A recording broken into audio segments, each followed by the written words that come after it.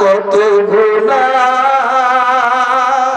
করেছি মাওলা জীবনে, মাফ করে দাও তুমি খোদা, নিজ গুণে তুমি যদি মাফ না করো আল্লাহ বান্দারে, বলো তোমার বান্দা যাবে কার দ্বারে। এ বৃদ্ধ বাবাজিরা, এ যুবক ভাইরা, তুমি যখন লাশ হয়ে যাইবা, সন্তানে বলবে পছন্দরে যাবে, তাড়াতাড়ি গোরস্থানে নিয়ে যাও। আল্লাহর রাগান্বিত মেজাজে বলবে লিমানিল মুলকুল ইয়াউম,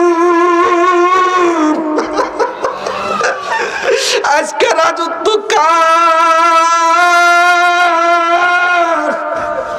কই রাজা বাদশারা কই? রাগান্বিত মেজাজে আল্লাহ কবর রে অর্ডার দিয়ে কইবেন, রে কবর দুই পাশের মাটি এমন জোরে চাপ দিয়ে,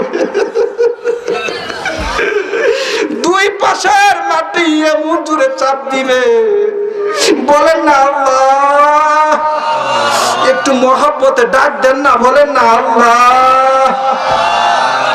দুই পাশের মাটি এমন জোরে চাপ দিবে, চাপ দেওয়ার কারণে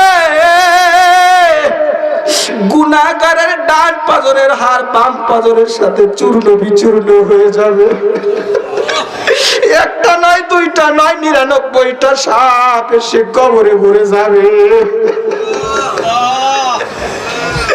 এই যে সূর্যটা দেখতেছেন দুনিয়া থেকে 13 লক্ষ গুণ বড়,